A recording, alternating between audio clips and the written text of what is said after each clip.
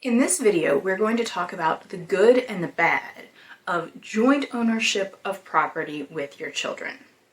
Hi, I'm Sarah Siedentopf. I'm an estate planning and probate attorney in Atlanta, Georgia, and we're going to talk about pros and cons of joint ownership with your children. And first of all, let's go ahead and get it out of the way. Children in this scenario I'm discussing are adults. Your adult children. Absolutely nothing good comes of jointly owning your property with a minor. So there are no pros and cons, there are just cons. I was, at one point consulted by someone who had transferred their property to their minor children and suddenly needed to sell it. And guess what? You can't sell it because the child can't transfer the property. So it was a big mess. In order to actually get that done, court would have to get involved. You'd have to have a conservator appointed. Again, big mess. So in this scenario, the children we are discussing are your adult children, 18 and up. Secondly, we are not discussing scenarios where multiple people have contributed to the purchase of the property. If you've contributed to the purchase of the property, there's great reasons that you should be a partial owner of the property. So this is not, we jointly purchased a property, should we both be on the deed? For the most part, the answer to that is going to be yes. This is, I own a property. Should I decide to add my children to the title? And, if so, what are the pros and the cons? And so the big pro to adding your children to the title is going to be ease of transfer. So we can add it jointly with right of survivorship, and when something happens to me, then my child or children automatically own the property. By operation of law, a lot of times there will be an affidavit or something filed in the land records so that everyone knows what happened, but this isn't necessary for the legal ownership. So that's the pro. And the second pro is ease of transition. That really is, in my mind, the only pro to adding your children to your property. And there are potentially several cons. So the first con is going to be, now it is subject to multiple people's creditors. Your creditors, each of your children's creditors can all try to get at this piece of property because they own it. So that, depending on, everyone's financial situation, that may not be a concern to you. But just know that if you put your children on the property, their creditors might be able to get at it. Another big con is now your children have the right to use the property, and you can't kick them out. They own this property. And so a lot of times there might be a plan that I live here, I'm putting you on the property for ease of transfer, but you're going to stay at your house. You are not going to bother me unless I invite you over. But if you suddenly show up and decide to start living in the property, I can't evict you. I can't trespass you from the property because it's your property.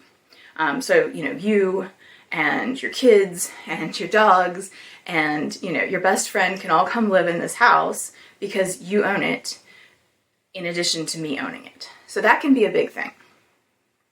Another one is who pays the taxes. It can be easier at the beginning when we say, I owned the property, I was paying the taxes, I was doing the upkeep, I'm going to keep doing that. But often at some point there is a shift in the family, and maybe I can no longer afford taxes and upkeep. And suddenly the question is, is my child paying them? And if so, which of my children, especially in situations where we have more than one child, we often have, one who is doing the lion's share of the, taxes and upkeep, and the other one who's just sort of along for the ride, but also owns an equal amount of the property. And so that can cause a lot of family tension. Another big con is that unless it is done in exactly the right circumstance, it is a gift for Medicaid purposes. So if you are thinking you may need to apply for Medicaid or some other means-tested government benefits, transferring your house to your children, again, there are very certain exceptions to this, but you want to make sure you fell within them. But transferring to your children is a gift. And so there is a 5-year look-back period. And so if you apply for Medicaid, they're going to look back and say, hey, you gave away a substantial asset 3 years ago. We believe that you could have paid for your care using the money from the sale of that asset. And we're going to calculate out how many months we think you could have paid for it, and you're not going to get your Medicaid for that many months.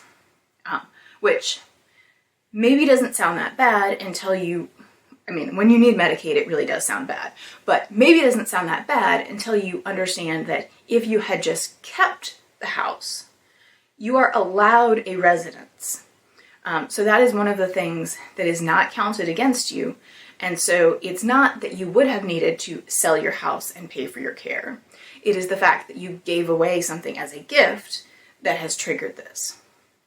So those are the cons. I think you can probably tell that I feel like it is a risky thing to do to add your children to the property unless you have looked at all the pros and cons, easy transfer, a lot of cons, and really understand everybody's financial situation, everybody's commitment to the situation and understanding of who owns what and who has what responsibilities. There certainly are families that it does work for, but you have to really think it through and discuss it with your children before you just add them to that title. And also, I guess while we're thinking about this, if there's still a mortgage on the property, adding your children to the title could cause a problem with your mortgage. So consider that as well before just, doing a quick claim, adding some people.